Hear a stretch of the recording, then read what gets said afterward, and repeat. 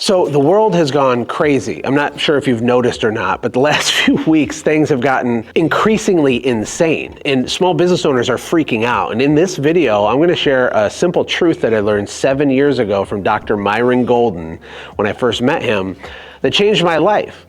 Because there is great opportunity for you if you understand a couple of things and how to switch the way you view a couple certain things. I know for me, when I was a teenager, I read the book Rich Dad, Poor Dad. Have you read that book? It's like a bestseller. It's amazing. And it changed my perspective because before that book, I hadn't even considered like entrepreneurship as a thing, as a category. It wasn't in my brain. I was like most people thinking, oh, how can I go get a job after high school and what am I going to do, right?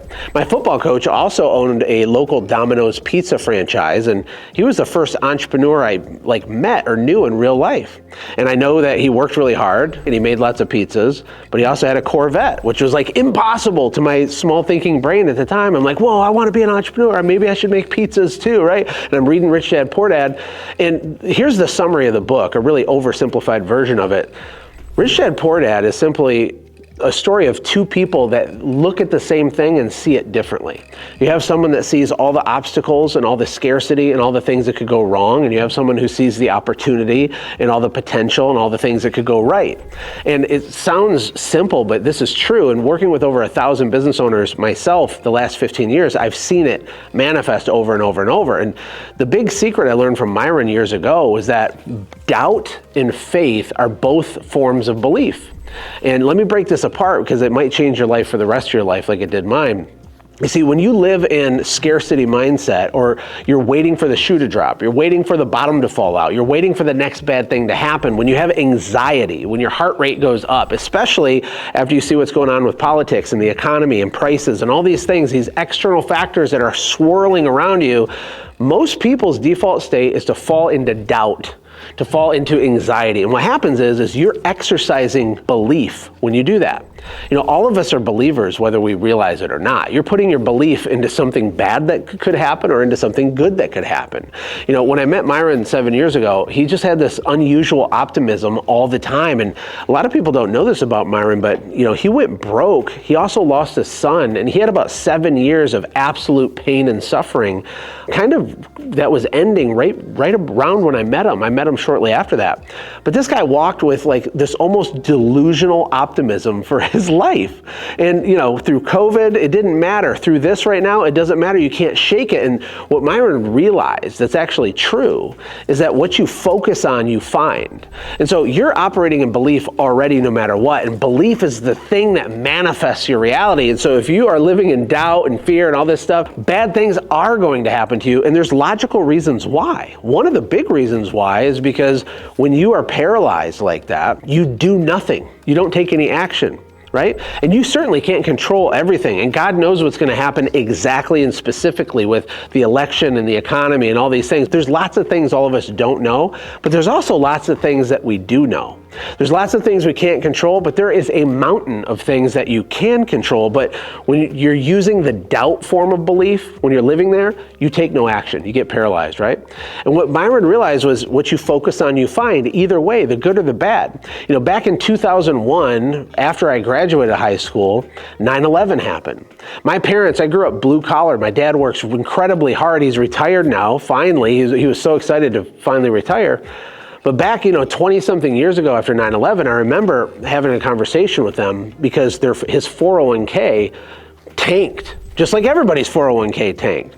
And we didn't know any better. My parents didn't have financial mentors, right? And I remember he sold his mutual funds and, moved it into a money market account back then, like most of America did. This is why the rich get richer and the poor get poorer. You see, he was living in doubt, he was operating in fear, and he made this quick decision trying to protect his family that actually galvanized his financial loss, you see. And I didn't realize it at the time, but right after I graduated, I had a conversation with a heart doctor in our town, one of the wealthiest guys in our town. His name was Dr. Elmani. And Dr. Elmani probably doesn't remember this conversation, but he was wealthy, and I had just read Rich Dad, Poor Dad a few years before, and I was working at the pizza store with my entrepreneur friend, and I was trying to make entrepreneur conversations, and I told him, hey, 9/11, this is crazy, like, what's going on? Things are bad, right? And what he told me changed my life. Because not only did he not view it as bad, I mean, it was a tragedy. He viewed it as a tragedy, but he saw the whole thing as an opportunity. And so I had this weird thing happening. I had my family selling off their 401k, losing a fortune to them. And I had Dr. Elmani tell me, Josh, I can't buy enough assets right now. I can't borrow enough money right now. I'm buying everything. I'm buying everything I can. And I think he had rental and commercial property, and he was just leveraging up and going crazy, right? Which is the exact opposite of what my family did. And it goes back to rich dad, poor dad. It goes back to the two ways of thinking. It goes back to the two types of belief. You either have doubt or you have faith. And you can't control everything, but there's certain things you can control. And Dr. Elmani was excited. After COVID happened, I also had a phone call with Tommy Mello. If you don't know Tommy, he's huge in the home service space, and he has a garage door company that does hundreds of millions in revenue. And he started it from nothing. You know, he didn't have a lot. He went through the pain and the suffering like everybody. But right after COVID, I had a conversation with him, and he was so excited. And it's so crazy because I feel like I have one foot in one world and one foot in the other, even now, because a lot of my time is spent working with regular, dirt under their fingernails, blue collar small business owners. But then the other amount of my time is spent with people doing really big, crazy things. We have lots of friends that do millions of dollars a month in revenue and have huge companies. And these two groups of people could not be more different in the way that they think. And I'm talking to Tommy on the phone. He goes, Josh, I'm so excited. It's crazy. I'm buying inventory. I'm getting deals. You know, it's this whole thing. And he just went on and on and on. He's doing acquisitions. He's prepaying for garage door inventory. And I think he had a Christmas light company too at the time. He's prepaying, putting all this capital out because everyone's so scared. He's getting everything at a discount. And he's making all these moves, living in faith. That was the type of belief. And he's just getting richer because of it. And people over here are paralyzed, sucking their thumb. You see, broke people, average people, they wait until things are good and then they take a little bit of action. When we need to take the most action is when things are actually tough, right? I forget the quote, but this is kind of a diabolical quote. You can Google it, but you know, the biggest opportunity is when there's blood in the streets. And this comes from some communist or something, I don't remember. But it's actually true, meaning when everyone's scared, that's greatest opportunity ever is right in front of you. But if you're participating with them being scared, then there's no opportunity at all for you. So here's my advice to you. If you want to make more money, even though the world's falling apart, so it seems, you want to control the controllables, okay? There's certain things you can control right now, today, tomorrow, if you lean into faith. Okay, and what if something went right? What if I could make an acquisition of a company? What if I did a little bit more aggressive marketing and tried something while everyone else is pulling back? What if I leaned into it? Crazy things can happen for you. And so I want to teach you a framework called F.R.A.P. F.R.A.P is very simple. I'll explain it right now. But F.R.A.P is a way for almost any local business, or really any small business, to double the amount of take-home profit the owner gets by looking at four things. F.R.A.P is an acronym, okay? And if you actually exploit each of these four pieces of F.R.A.P, it's actually really easy to literally, mathematically and logically double the profit that you keep for your family to take your wife on the vacation that you promised her, right? And yes, you could do it right now, even though politically things are weird and economically things are weird, because it's based on logic. And you need to understand F.R.A.P and put it in your pocket as a quick reference guide on how to make money. Because people that are stuck in doubt, what they do is they go throw money at a new course. They go throw money at a new guru making some claim. They want someone to rescue them, right? They want to hire a marketing agency, right? They see all these ads. Have you noticed how many freaking agencies there are now?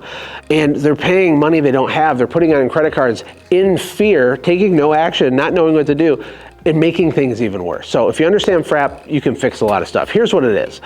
Frequency, referrals, average ticket, and price.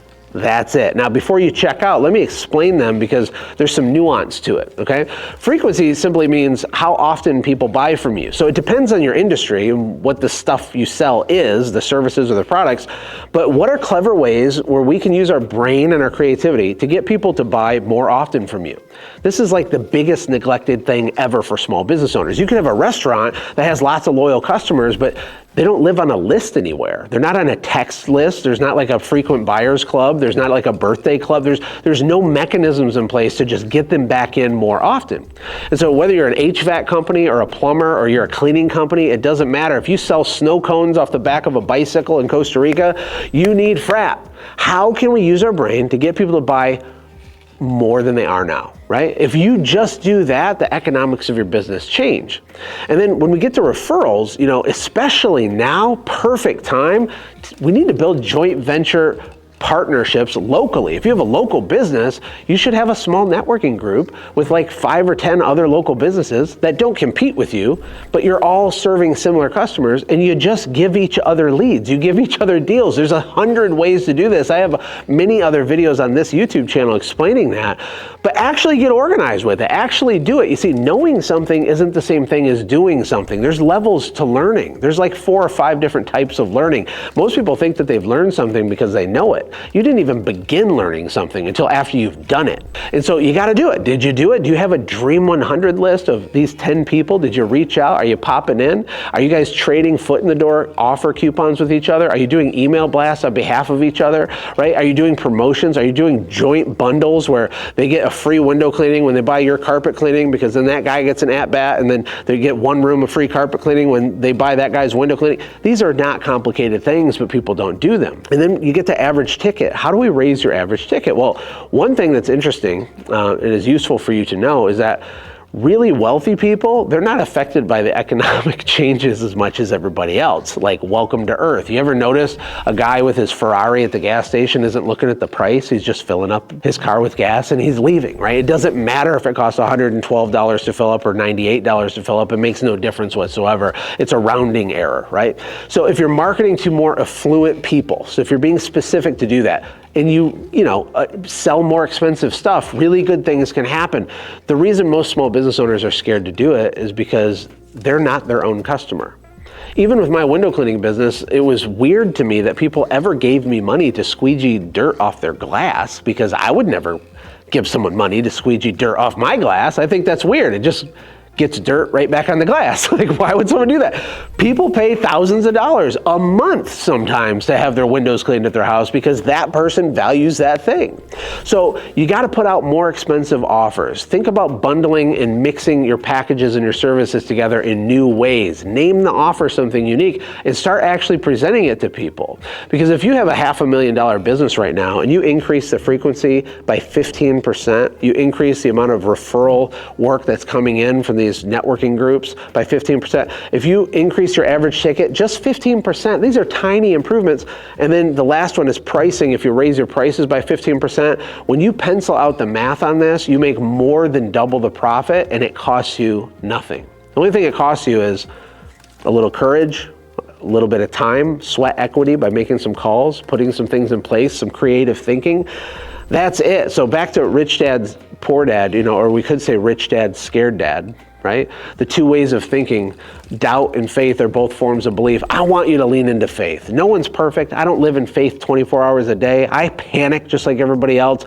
But what's happened for me over the last decade is that I live way more in optimism than I do in doubt. And I linger over here. My wife kicks me in the butt and drags me back over to the faith part. But what percentage of your time is in each of these categories, right? Because they're both forms of belief. And belief is what manifests your reality. What you focus on, you find.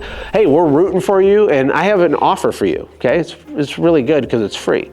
If you want to connect with people like us, people like yourself, you want to make more profit, make more money. If you have a family, you want to leave a legacy and you're tired of gurus and hype culture and all the BS and the egos, we have a free community called Warplan Coaching.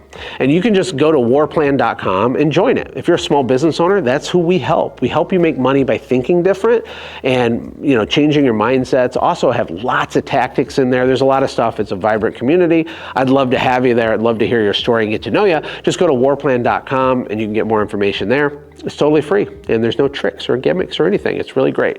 I hope to see you there. If this video is valuable, don't forget to like it. Comment, please actually comment, even an emoji. It helps the algorithm. That way, 2 dozen people will watch it instead of 1 dozen. That would mean a lot to me. And I'll see you in the next video.